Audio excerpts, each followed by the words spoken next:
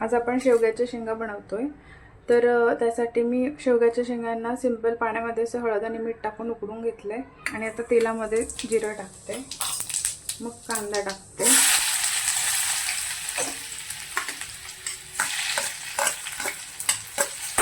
कांदा टोमॅटो सोबत पण टाकलं तरी चालतं। गॅस फुल करायचा थोडा, आणि कांदा लवकर गुलाबी व्हावा म्हणून आपण थोडंसं मीठ टाकतोय।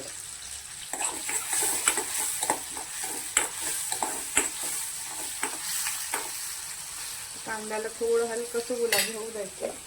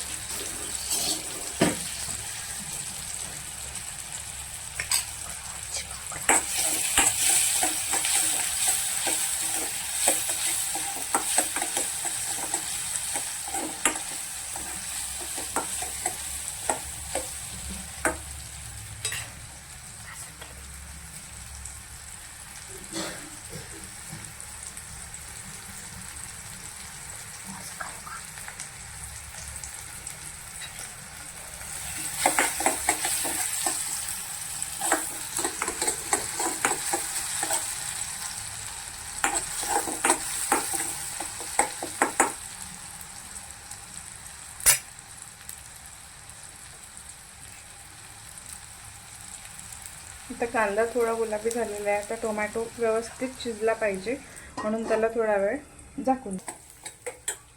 आता हे आपण झाकलं होतं तर टोमॅटो पण व्यवस्थित सॉफ्ट झालेला आहे। तर आपण आता याच्यात थोडासा हिंग टाकू, असं चिमूटभर हिंग टाकायचं याच्यात। त्याच्यानंतर थोडीशी हळदी टाकायची, थोडं धने पावडर टाकायचं, थोडं लाल तिखट टाकायचं,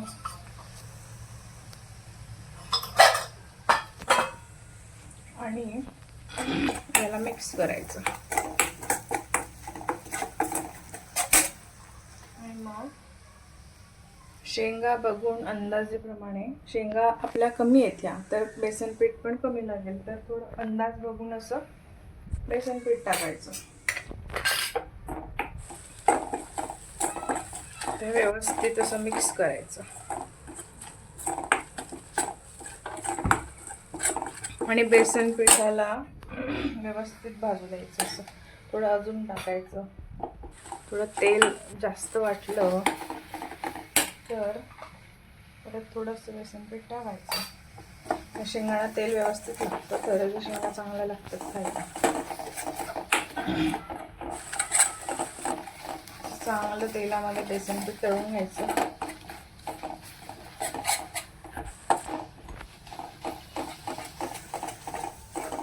हे बेसन पीठ व्यवस्थित तेलामध्ये तळलं गेलं पाहिजे, कच्चं नाही राहिलं पाहिजे, नाहीतर मग कच्चं लागतं ते शेंगा खाताना।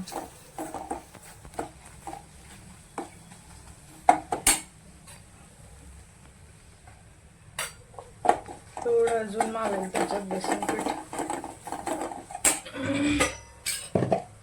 याच्यातच थोडं आपण याच्यातच जे पूर्ण मीठ आपण शेंगांसाठी टाकणार आहे ते याच्यातच टाकून द्यायचं बेसन पिठामध्येच। ते व्यवस्थित लागलं जातं सगळीकडे।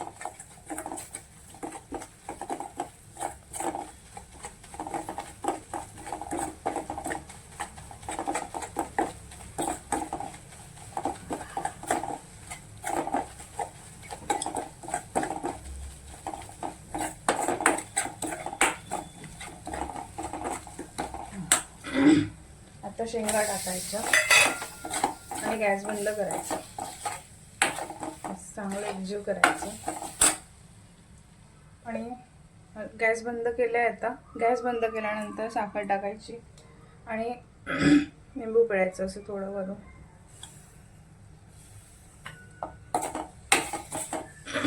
झालं. हे असं व्यवस्थित मसाला शेंगांना कोट करून घ्यायचा आणि आता याच्यावरून कोथिंबीर टाकायची कापलेली.